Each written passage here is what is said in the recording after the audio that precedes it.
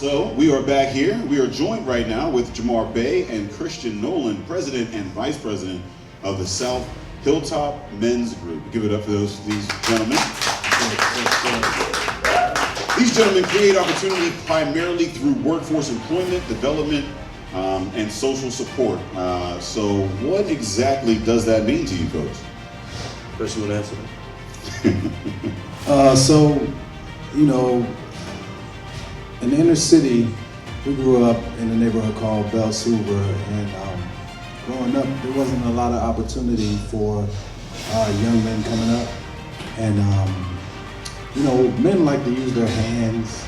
They like to work, get sweaty and get dirty.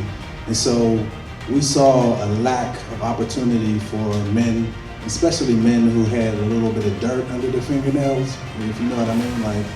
So we basically, started the organization to combat violence. And once the gunshots stopped, we saw another type of violence. So not being able to get a job, that's violence. Not being able to get a loan to start a business, not being able to get any type of opportunity, these are all conditions that lead to violence.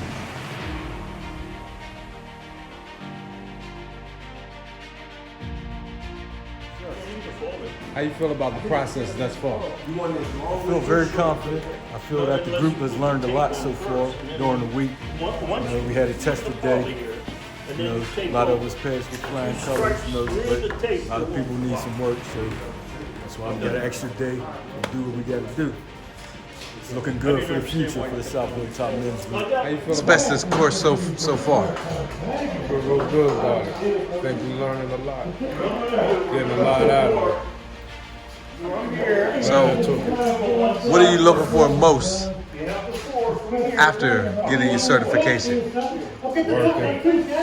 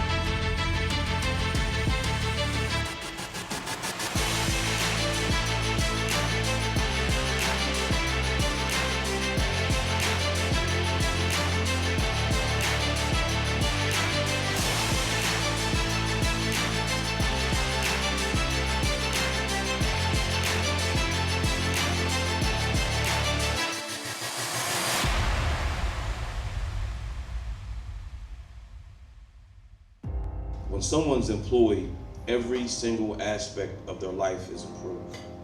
Every single outcome. You're healthier, less violence, less domestic violence. Recidivism rates are affected by it. So that is the entry point that Chris and I make into these guys' lives, is through employment. But once you dig into the crux of it, there's a lot more issues.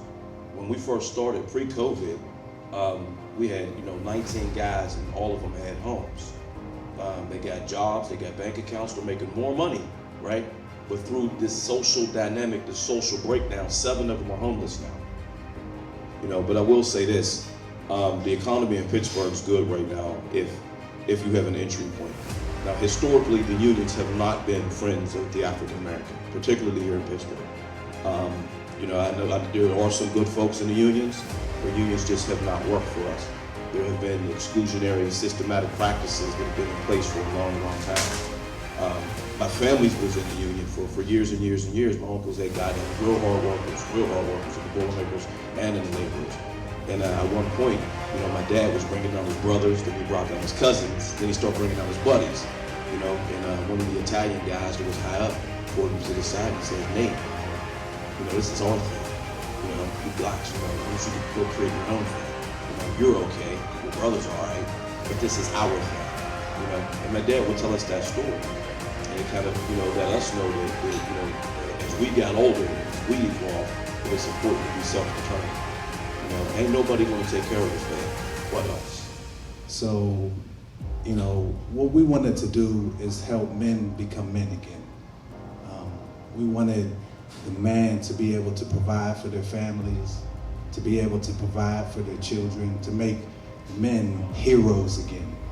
And so we created these opportunities so that we could help them be the men that they wanted to be. Because you might look at a man and he might be doing something that you might think he shouldn't be doing, but he's trying to feed his family and whatnot. So we want to provide legitimate ways for men in the inner city to be able to feed their families and give them pride. So the men that work for us are prideful.